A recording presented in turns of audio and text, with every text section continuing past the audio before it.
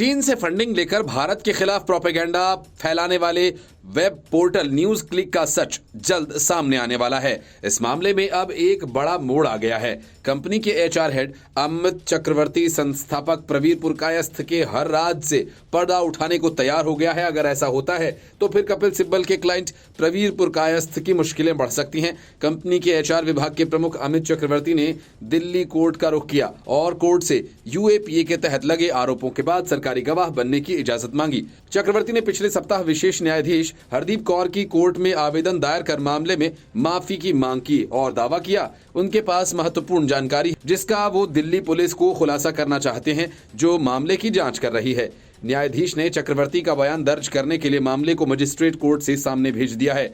जांच एजेंसी उनके बयान को देखने के बाद इस पर फैसला लेगी कि कोर्ट के सामने उनके आवेदन का समर्थन किया जाए या नहीं।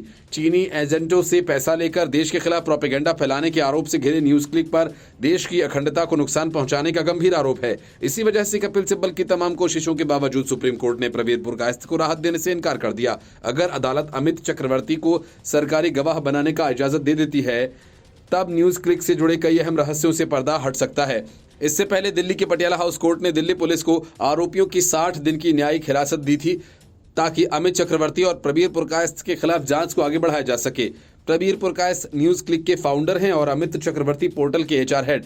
दोनों को अक्टूबर के महीने में गिरफ्तार किया गया था। इनकी गिरफ्तारी के बाद कांग्रेस सहित कई विपक्षी दलों ने हंगामा किया था और कहा था कि सरकार मीडिया का गला घोटने की कोशिश कर रही है। इन दोनों की गिरफ्तारी से पहले दिल्ली पुलिस की विशेष शाखा ने इनसे जुड़े कई ठिकानों पर छापेमारी भी की थी। इन दोनों पर यूएपीए के तहत केस दर्ज किया गया। प्रवर्तन निदेशालय ने भी न्यूज क्लिक से जुड़े ठिकानों पर छापेमारी की थी। सीबीआई ने FCRA के तहत केस दर्ज किया। दरअसल न्यूयॉर्क टाइम्स ने अपनी एक रिपोर्ट में बताया था कि न्यूज क्लिक को अमेरिकी करोड़पति नेविल रॉय सिंघम से फंड मिलते हैं। रिपोर्ट में कहा गया था कि चीन की कम्युनिस्ट पार्टी के साथ मिलकर सिंघम भारत के खिलाफ प्रोपेगेंडा फैलाने में संलिप्त है। रिपोर्ट में कहा गया कि करोड़पति अमेरिकी से न्यूज क्लिक को 38 करोड़ रुपए मिले थे। दिल्ली पुलिस की स्पेशल सेल ने 3 अक्टूबर को चक्रवर्ती और न्यूज पोर्टल के संस्थापक प्रधान संपादक प्रवीर पुरकायस्थ को गिरफ्तार किया था। फिलहाल अभी दोनों न्यायिक हिरासत में हैं।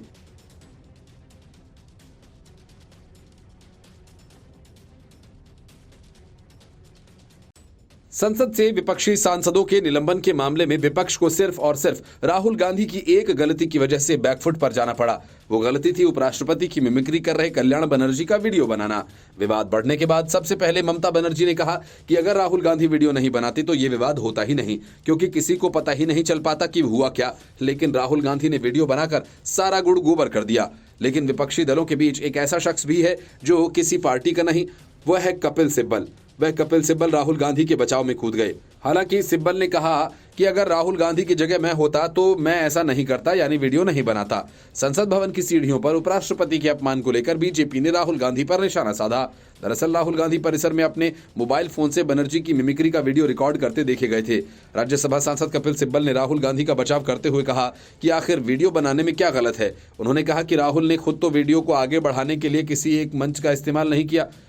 कपिल सिब्बल ने कहा कि क्या कोई वीडियो नहीं बना सकता? अगर कोई मिमिक्री कर रहा है तो उसका वीडियो बनाने का तो अधिकार है। आखिर इसमें गलत क्या है? इसमें कोई गलत काम नहीं है। जिसने मिमिक्री की उसने कुछ सोच समझकर किया होगा। इसे लेकर मैं टिप्पणी नहीं करूंगा। उन्होंने कहा कि मैं होता तो शायद ये न करता, मगर ये तो उसका अपना अधिकार है। ये राजनीति से जुड़ा मामला नहीं है। संवैधानिक पदों का जो अपमान हो रहा है वो लोकतंत्र को खत्म करने के लिए है। दूसरी ओर कल्याण बनर्जी ने उपराष्ट्रपति जगदीप धनखड़ की मिमिक्री एक बार फिर दोहराई। बंगाल में एक सभा को संबोधित करते हुए उन्होंने कहा कि वो मिमिक्री करते रहेंगे, ये कला है, अगर जरूरत पड़ी तो वह ऐसा 1000 बार करेंगे। कल्याण बनर्जी ने कहा कि मेरे पास अपना विचार व्यक्त करने का मौलिक अधिकार है। आप मुझे मार सकते हैं, मगर मैं पीछे हटने वाला नहीं हूं। मैं लड़ना जारी रखूंगा। उन्होंने ये भी कहा कि मेरा इरादा किसी को ठेस पहुंचाने का नहीं है।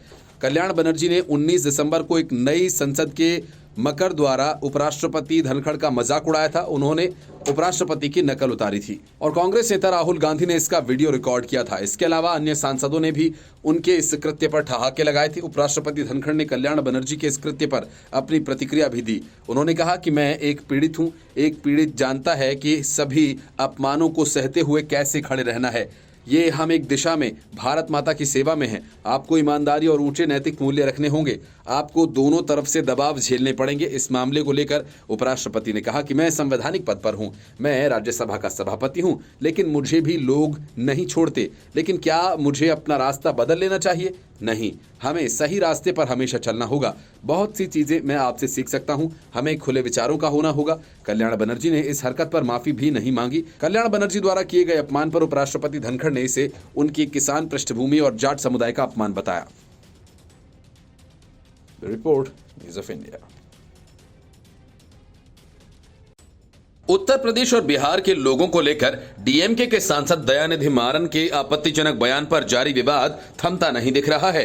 बीजेपी इस मामले को लेकर इंडी गठबंधन को घेर रही है, तो वहीं दूसरी तरफ कांग्रेस में दयानिधि मारन को लेकर विवाद शुरू हो गया। कांग्रेस भले ही आधिकारिक रूप से दयानिधि मारन के खिलाफ कुछ नहीं कह रही, लेकिन पार्टी के नेता आचार्य प्रमोद कृष्णम ने दयानिधि मारन के इस बयान पर विपक्षी गठबंधन के नेताओं पर तंज कसा। प्रमोद कृष्णम ने अपने सोशल मीडिया के एक्स पर लिखा कि सनातन के बाद अब बिहारियों को गाली और गठबंधन के सारे शूरमा चुप। सिकंदर को मां का दूध याद दिलाने वाली धरती के शेर बिल्ली बन गए। मोदी से नफरत करो, लेकिन यूपी बिहार की अस्मिता पे तो बोलो। डीएमके से समझौता करो, पर अपना जमीर मत बेचो।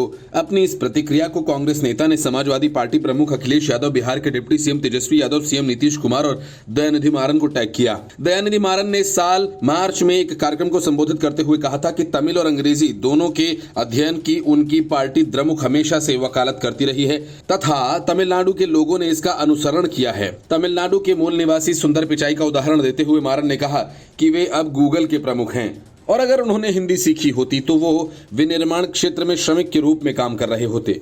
मारन ने कहा कि उत्तर प्रदेश और बिहार राज्यों में जिन लोगों ने केवल हिंदी सीखी, वे तमिल सीखने के बाद तमिलनाडु के घरों में निर्माण का काम करते हैं, सड़कों और शौचालयों को साफ करते, और अगर हिंदी सीखी जाए तो यही स्थिति होती है।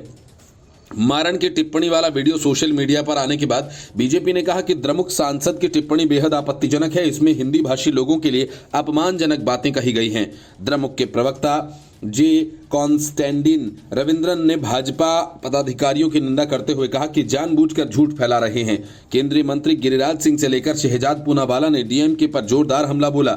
गिरिराज सिंह ने अपने पोस्ट में कहा कि डीएमके सांसद दयानिधि मारन का कहना है कि यूपी बिहार के हिंदी भाषी लोग तमिलनाडु आते हैं, सड़कें और शौचालय साफ करते हैं।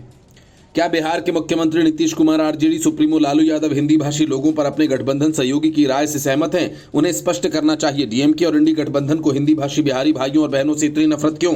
शहजाद पूनावाला ने डीएमके सांसद दयानिधि मारन के खिलाफ नहीं बोलने के लिए बिहार और यूपी के इंडी गठबंधन के नेताओं की आलोचना की। वीडियो में दयानिधि ने कहा कि जो अंग्रेजी सीख कर आए वो आईटी कंपनीज में अच्छी सैलरी पर काम कर रहे हैं, जबकि यूपी बिहार से हिंदी बोलने वाले लोग यहाँ आते हैं तो तमिल सीखकर कंस्ट्रक्शन मजदूर के तौर पर काम करते हैं, सड़कों पर शौचालयों में सफाई करते हैं। पूनावाला ने गठबंधन पर आरोप लगाया कि जाति, भाषा और धर्म के नाम पर देश को बांटने का काम हो रहा है। डीएम के सांसद के खिलाफ कार्रवाई नहीं करने के लिए गठबंधन की आलोचना की।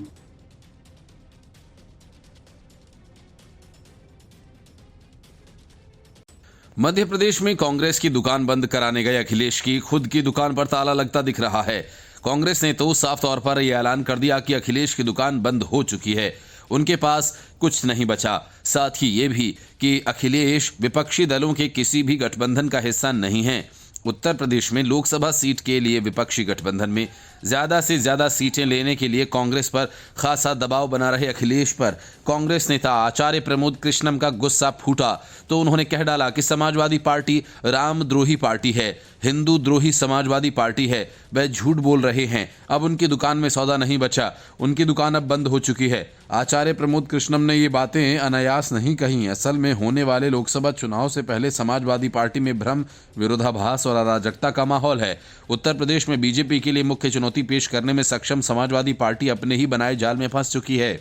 पार्टी नेतृत्व असमंजस की स्थिति में रहता है, जिससे राजनीतिक रणनीतियां व्यक्तिगत नापसंद पसंद के कारण बर्बाद हो जाती है। पार्टी में पूरी तरह से अराजकता है और नेता खुद का खंडन करने लगे हैं। अखिलेश यादव भले ही अपनी पार्टी में एक निर्विवाद नेता हों, लेकिन वे अपनी स्थिति, रणनीतियों और राजनीतिक चालों को लेकर भ्रमित रहते हैं। इंडी ब्लॉक से समाजवादी पार्टी खुद को विपक्षी सदस्यों के बीच अलग थलग नहीं करना चाहती, लेकिन उत्तर प्रदेश में ड्राइविंग सीट पर बने रहना चाहती है और ये दोनों एक साथ नहीं हो सकता। कांग्रेस के साथ अखिलेश के रिश्ते गर्म गर्म ठंड की स्थिति में फंस गए हैं और इस मुद्दे पर स्पष्टता की कमी है। उनकी पार्टी के कार्यकर्ताओं को इसने हैरान कर दिया है। पार्टी के एक वरिष्ठ विधायक ने कहा कि हमें नहीं पता कि कांग्रेस के साथ हमारा रिश्ता क्या है।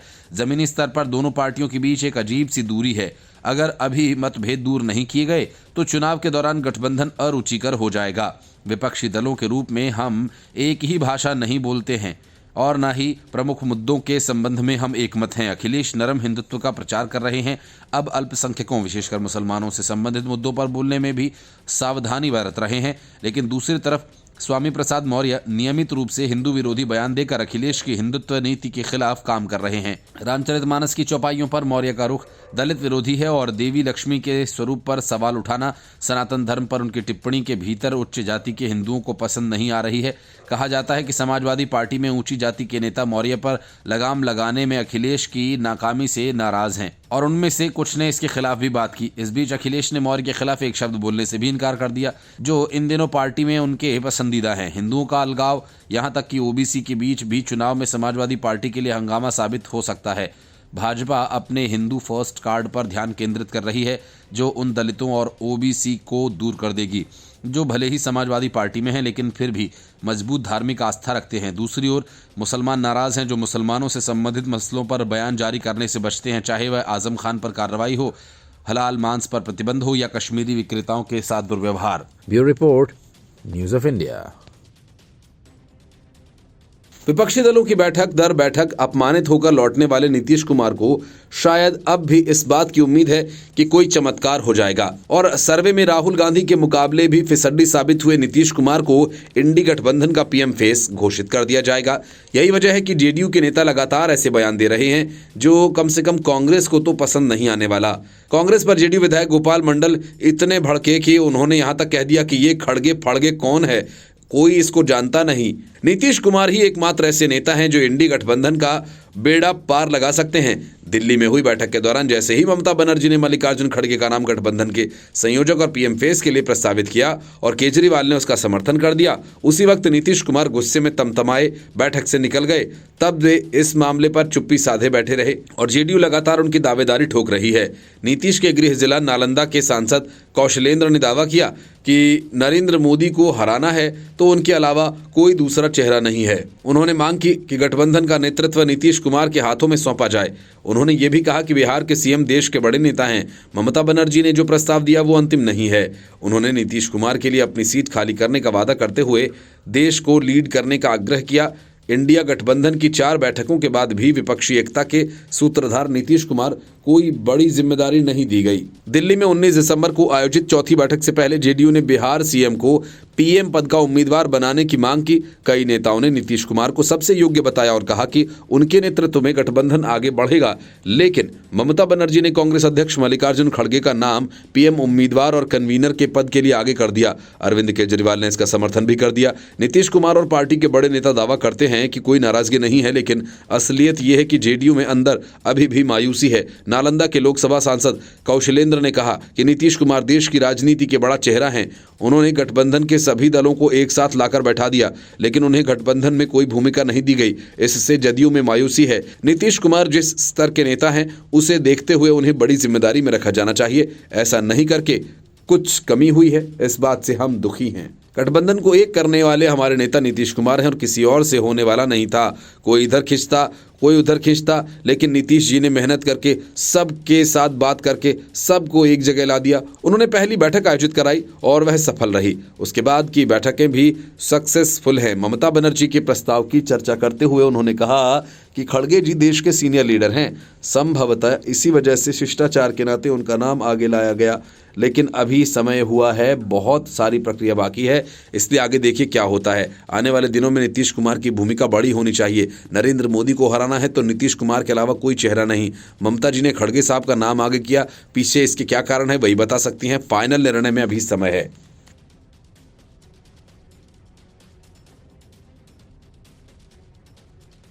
लोकसभा चुनाव जैसे जैसे करीब आता जा रहा है, कांग्रेस को एक के बाद एक झटका लगता जा रहा है। किसी सांसद के ठिकानों से रिकॉर्ड काला धन मिलता है, तो किसी विधायक को गबन करने की वजह से 5 साल की सजा सुना दी जाती है। ताजा मामला कांग्रेस विधायक की सदस्यता रद्द होने का है। महाराष्ट्र कांग्रेस के वरिष्ठ विधायक और पूर्व मंत्री सुनील केदार की सदस्यता रद्द कर दी गई। इतना ही नहीं, वे अगले 10 साल तक चुनाव भी नहीं लड़ पाएंगे, क्योंकि बैंक का 150 करोड़ रुपया डकार कर करीब 20 साल तक कांग्रेस की सरपरस्ती में मौज करते रहे सुनील केदार को अदालत ने पूरे 5 साल की सजा सुनाई है। सुनील केदार को Nagpur district central cooperative bank के धन के दुरुपयोग का दोषी पाया गया। राज्य विधानमंडल के गजट नोटिफिकेशन जारी किए जाने के बाद साफ कहा गया, सुनील केदार 22 दिसंबर को दोषी पाए जाने के कारण बतौर विधायक अयोग्य करार दिया जाता है। केदार सावनेर सीट से विधायक थे और आदेश के मुताबिक जिस दिन उन्हें दोषी साबित कर दिया गया, उसी दिन से ये सीट रिक्त हो गई। दरअसल नागपुर में मजिस्ट्रेट कोर्ट ने सुनील केदार समेत 6 लोगों को 5 साल सश्रम कारावास की सजा सुनाई थी। साल 2002 का मामला है। 2002 में नागपुर जिला मध्यवर्ती बैंक में 152 करोड़ रुपए से ज्यादा का घोटाला सामने आया था। तब सुनील केदार बैंक के चेयरमैन थे। इस मामले में मुख्य आरोपी भी थे। उस वक्त मुंबई, कोलकाता, अहमदाबाद की कुछ कंपनीज ने बैंक से फंड 125 करोड़ रुपए के सरकारी बॉन्ड खरीदे। इसके बाद कंपनीज ने सरकारी बॉन्ड का भुगतान नहीं किया और बैंक्स को पैसा भी नहीं लौटाया। राज्य अपराध जांच विभाग यानी सीआईडी के तत्कालीन उपाधीक्षक किशोर बेले इस घटना के जांच अधिकारी थे। जांच पूरी होने के बाद 22 नवंबर 2002 को अदालत में आरोप पत्र दाखिल किया गया था। ये मामला तब से लंबित था। 2001-2 में Nagpur district central cooperative bank निजी companies home trade limited, Indramani merchant private limited, century dealer private limited, syndicate management services और गिल्टेज मैनेजमेंट सर्विसेज की मदद से बैंक के फंड से सरकारी बॉन्ड खरीदे गए। हालांकि बाद में बैंक को इन कंपनीज से खरीदी गई नकदी कभी नहीं मिली। चौंकाने वाली बात यह है कि बॉन्ड खरीदने वाली ये निजी कंपनीज दिवालिया हो गईं। आरोप है कि इन कंपनीज ने कभी भी बैंक को सरकारी नकदी नहीं दी और न ही बैंक की रकम लौटाई और फिर आपराधिक मामला दर्ज किया गया और मामले की आगे की जांच सीआईडी को सौंप दी गई है। जांच पूरी होने के बाद सीआईडी ने 22 नवंबर 2002 को अदालत में आरोप पत्र दाखिल किया था। तब पता चला कि सारा जाल सुनील केदार ने ही बुना था। आखिरकार अदालत ने सुनील केदार सहित अशोक चौधरी, केतन सेठ, सुबोध गुंडारे, नंदकिशोर त्रिवेदी, अमोल वर्मा को दोषी करार दिया। सुनील केदार 5 बार विधायक रह चुके हैं। सभी आरोपियों पर 10-10 लाख का जुर्माना लगाया गया। अभियोजन पक्ष के अनुसार एनडीसीसीबी को 2002 में सरकारी प्रतिभूतियों के 125 करोड़ रुपए का नुकसान हुआ, क्योंकि होम ट्रेड प्राइवेट लिमिटेड के माध्यम से धन निवेश करते समय नियमों का उल्लंघन किया गया था। अपने आदेश में कोर्ट ने कहा कि केदार और अन्य आरोपियों ने बैंक का सारा शेयर सौंपा। ये धन आम लोगों की गाढ़ी कमाई थी, जिसमें इससे अधिकांश नागपुर के गरीब किसान थे। कोर्ट ने कहा कि इतनी बड़ी राशि बैंक की वित्तीय स्थिति को गिराने के लिए काफी थी, जो अंत में हजारों सदस्यों और कर्मचारियों को प्रभावित करता है। जो लोग उच्च पदों पर होते हैं, उनकी जिम्मेदारी भी बड़ी होती है ताकि किसी भी सदस्य का एक भी रुपया बर्बाद न जाए।